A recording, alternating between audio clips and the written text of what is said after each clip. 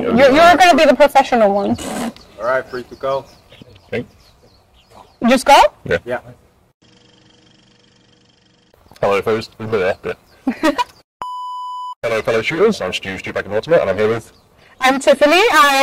For PAF, I only appear every blue moon. So we're here today to introduce the PAF M2 60mm HPA-powered mortar system.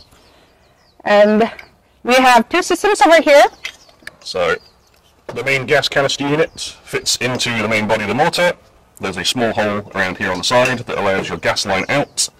And they can be attached to anything that...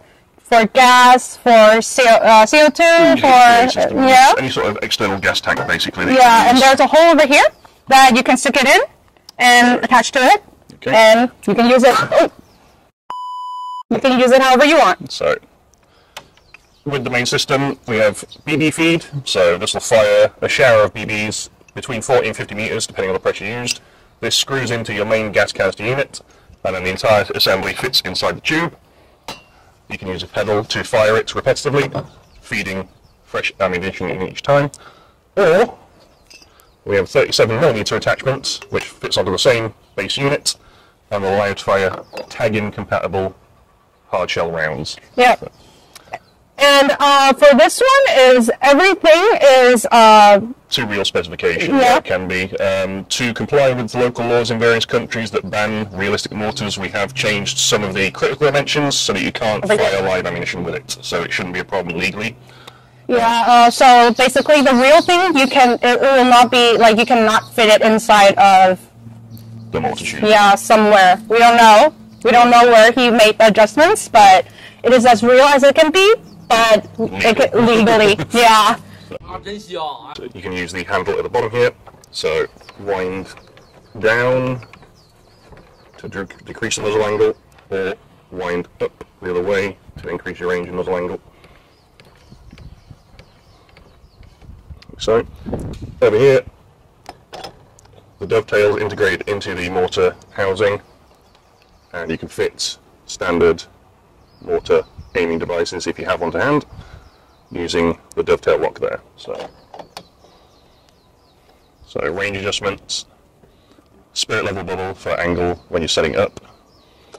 The side adjustment, if you turn it, it's like the real thing. Just, you can see it's turning slightly right, slightly right, slightly right.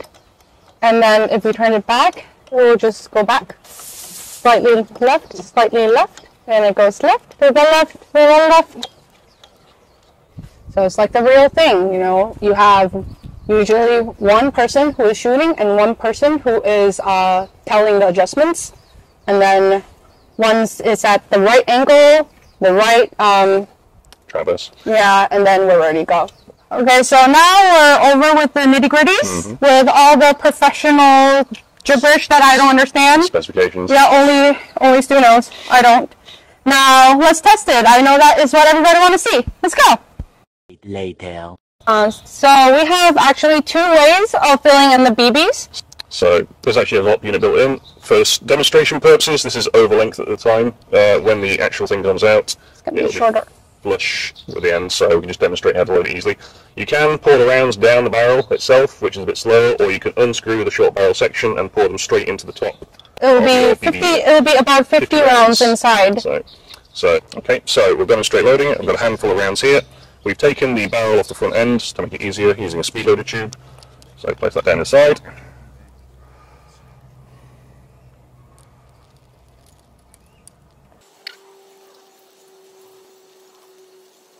Oh, you can actually hear a really nice click-clack thing over here. It's like ASMR.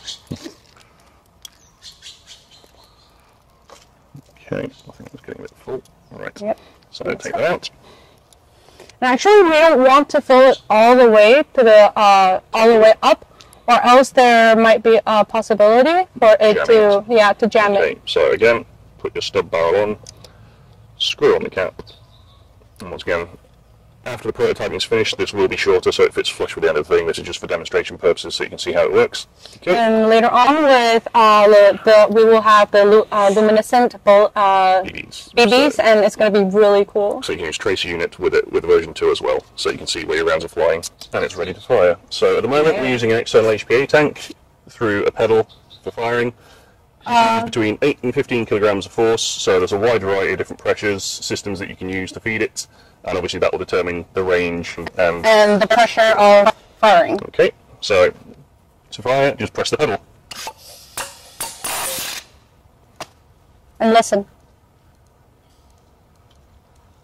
So and now the ball is dropping down. Hitting metal about 50 meters away at the cart there.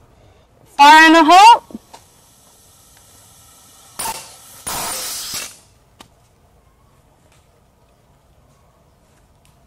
Yep. So and now we can hear falling out of the trees over there, about 40 meters. Yeah. So cool. Okay, so now we'll demonstrate the 37mm tag-in compatible rounds. These are just 3D printed dummies, but you can use tag-in rounds if you have them. So we've changed for the main tube that uses the 37mm, which is inset a bit. Put the projectile in, make sure it's seated.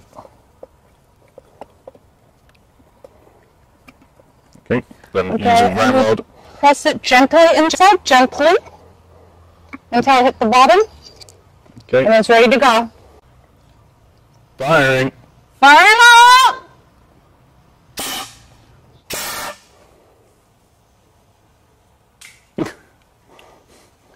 On the stairs, right on the red sign. Yeah. Adjust 1 meter right. 1 meter right. Load. Ram. Loading. Firing. Firing up!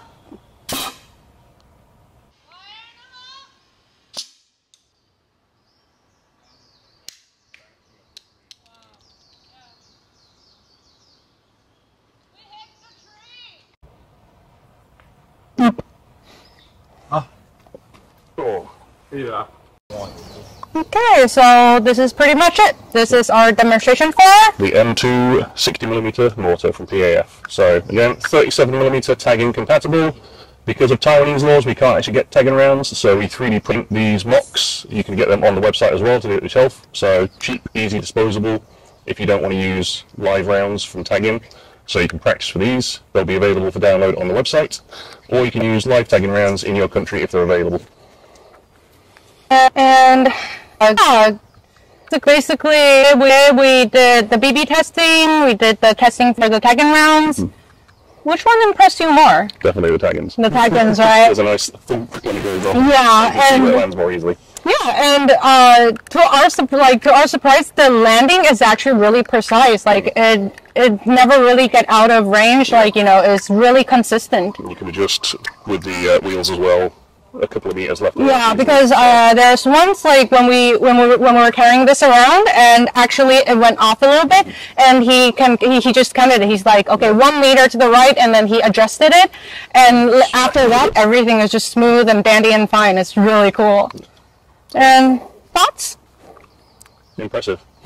Definitely fun for milsims. Not very good for CQB unless you want to be lugging this around though. And my thoughts? It's the same. I want one. I want everything. Yeah. And again, it comes in the black coloration for the modern or World War II olive drab as well. And for me, I think I prefer the black one. Yeah. Yeah. Yeah. I think we both prefer the black one. It's really cool. And yeah. So Thanks for watching, guys. that's for today. Thank you. Bye. See ya.